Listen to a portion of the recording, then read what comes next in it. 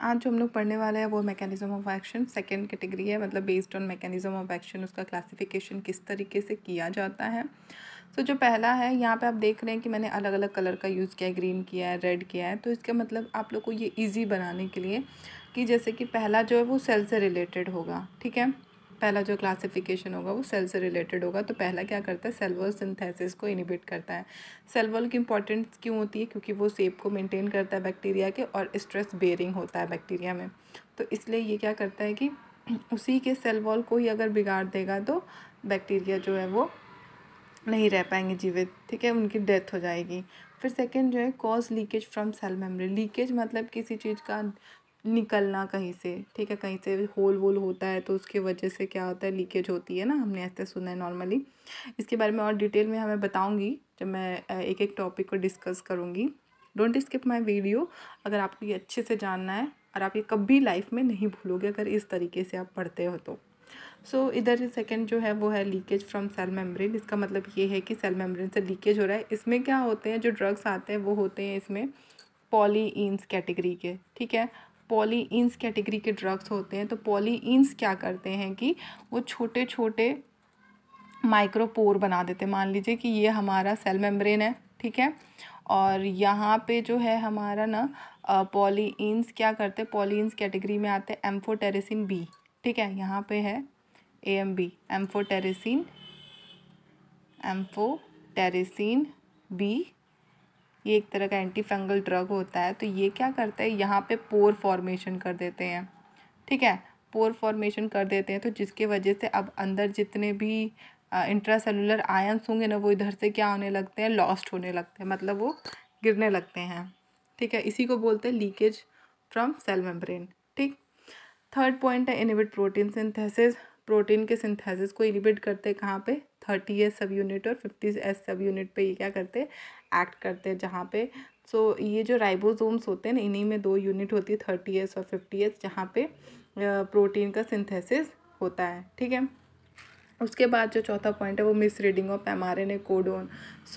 ये भी प्रोटीन से रिलेटेड है। mRNA के काम क्या होता है कि ये वो मॉलिक्यूल्स होते हैं, यहाँ पे मैंने लिख रखा है molecules that carry coding sequence for protein synthesis. मतलब ये वो मॉलिक्यूल्स होते हैं जो क्या करते हैं, कोडिंग सीक्वेंस। कोडिंग सीक्वेंस हमारा क्या होता है, AUG, ठीक है, AUC। तो ये सारे क्या होते हैं, हमारे कोडिंग सीक्वेंस होते हैं जो प्रोटीन के सिंथेसिस में हेल्प करते हैं, ठीक है। तो अगर इसी को क्या करेगा कि मिसरीड करेगा, मतलब इसके जगह पे किसी रॉन्ग अमीनो एसिड को यहाँ पे अटैच कर देगा, तो इसके वजह से क्या होगा, आगे का mRNA कोडिंग नहीं हो पाएगा। फिर उसके बाद जो ट्रांसफ़र मॉलिक्यूल है वो क्या करेगा कि दूसरे कोडोन को ट्रांसफ़र करके लेके जाएगा। और यहीं पे जैसे कि एग्जांपल में अमीनोग्लाइकोसाइड से यहाँ पे वो आके बाइंड अप हो चुका है, जिसके वजह से ये जो है ट्रांसलेशन प्रोसेस को इनिबिट करता है। किससे, 30S जो सब यूनिट है राइबोसोम का, उसके साथ बाइंड अप हो जाता है और इनकम्प्लीट कर देता है प्रोटीन सिंथेसिस को, ठीक है। इतना आप लोग को समझ में आया, आगे बढ़ते हैं। जो अभी हम पढ़ रहे हैं वो सारा रिलेटेड टू बैक्टीरिया है। क्यों, क्योंकि जो हमारा एंटीबायोटिक होता है उसका काम ही है कि बैक्टीरिया के ग्रोथ को कम करना या फिर उसको किल करना, ठीक है। तो यहाँ पे है क्या, इनिबिट करना DNA गायरेज। DNA गायरेज एक एसेंशियल बैक्टीरियल एंजाइम होता है जो सेल डिवीज़न में काम करता है बैक्टीरिया के, ठीक है। सेल डिवाइड नहीं करेगा तो आगे का प्रोसेस कंटिन्यू नहीं हो पाएगा। DNA गायरेज को ही टोपो आइसोमरेज भी कहते हैं, ठीक है। इसी की क्लास का ये होता है DNA गायरेज, ठीक। यहाँ पे जैसे कि सिप्रोफ्लॉक्सासिन है, यहाँ पे क्या कर रहा है, DNA टोपो आइसोमरेज है, यहीं पे वो एक्ट कर रहा है, जिसकी वजह से आगे DNA गायरेज ना एलोंगेशन जो होता है रेप्लिकेशन के दौरान वो नहीं कर पाता है, प्रोसेस होता है ना वो नहीं कंप्लीट कर पाता है।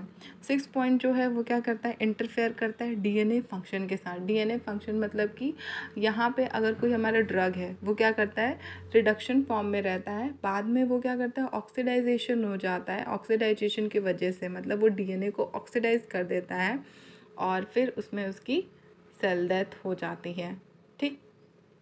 DNA फंक्शन के साथ इंटरफेयर करता है, या फिर इसे कह सकते हैं DNA directed RNA polymerase enzyme होता है जो कि ट्रांसक्रिप्शन में हेल्प करता है, ठीक। उसी के साथ ये इंटरफेयर करता है। जैसे कि आप कई कई जगह पे देखेंगे तो यहाँ पे दिया रहेगा DNA डायरेक्टेड RNA पॉलीमरेज। मैंने जो आपको टॉपिक बता रही हूँ वो सारा का सारा KD त्रिपाठी से ही पढ़ के मैं आपको बता रही हूँ ताकि आपको इजी हो। अगर आप KD त्रिपाठी पढ़ रहे हो तो आपको ये समझने में इजी हो। फिर उसके बाद बात करेंगे इंटरफेयर विद DNA सिंथेसिस। अगर DNA का ही सिंथेसिस नहीं होगा तो आगे कैसे DNA का फॉर्मेशन होगा।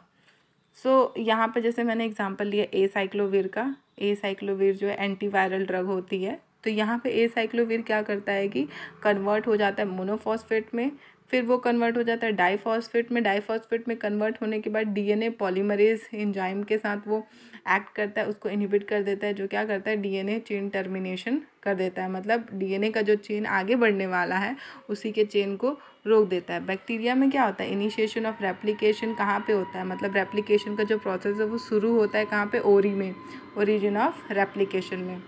ठीक है, तो ये क्या करता है, DNA पॉलीमरेज एंजाइम को ये इनहिबिट कर देता है, जिसकी वजह से DNA चेन टर्मिनेशन हो जाता है। नेक्स्ट जो है वो इंटरफेयर करता है इंटरमीडिएरी मेटाबॉलिज्म से। ठीक, मतलब कि जो इंटरमीडिएटरी मेटाबॉलिज्म है, जैसे फोलेट सिंथेसिस। फोलेट सिंथेसिस में क्या होता है, फोलिक एसिड, यहाँ पे मैंने इसके बारे में लिख रखा है। फोलिक एसिड सिंथेसाइज्ड कौन करता है, बैक्टीरिया करता है, पावा के through, para amino benzoic acid के थ्रू। ये क्या करता है, इसका सिंथेसिस करता है। तो जितने भी सेल होते हैं उसके अंदर, बैक्टीरिया के अंदर, उन सबको अपनी ग्रोथ के लिए क्या चाहिए होता है, फॉलिक एसिड की ज़रूरत होती है। ठीक, तो वो क्या करता है, अगर उन लोग के ग्रोथ के लिए उसको मटेरियल नहीं देगा तो वो आगे डेवलप नहीं हो पाएगा। तो यहाँ पे कह रहे हैं कि जैसे सल्फोनामाइड्स है वो यहाँ पे एक्ट करता है, इसी को कन्वर्ट नहीं करने देता। डाइहाइड्रोफोलिक एसिड में यहाँ पे ट्राइमेथोप्रिन है, वो उसको ट्राइहाइड्रोफोलिक एसिड में कन्वर्ट नहीं करने देता है। अब इसके आगे पढ़ेंगे हम लोग। तो मैं एक बार रिवाइज करवा देती हूँ। यहाँ पे दो जो पार्ट था वो सेल वॉल से रिलेटेड था। पहला सेल वॉल सिंथेसिस को इनहिबिट करता है, दूसरा सेल मेम्ब्रेन के लीकेज को करवाता है, लीकेज फ्रॉम सेल मेम्ब्रेन। तो सेल से रिलेटेड है, सेल वॉल और सेल मेम्ब्रेन से रिलेटेड है। दूसरा बात करेंगे प्रोटीन सिंथेसिस को इनहिबिट करता है, और फिर mRNA कोडिंग को इनहिबिट करता है। तो ये दोनों प्रोटीन से रिलेटेड हैं। उसके बाद आप देख रहे हो ये DNA से रिलेटेड है। यहाँ पे जो 3 पॉइंट्स है वो DNA से रिलेटेड है। DNA गायरेज DNA के फंक्शन को इनहिबिट करता है, DNA सिंथेसिस को इनहिबिट करता है।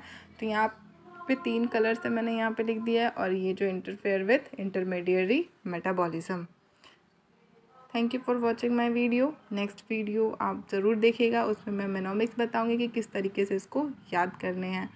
और अगर आपको मेरा वीडियो बहुत अच्छा लगा so please like, share and subscribe.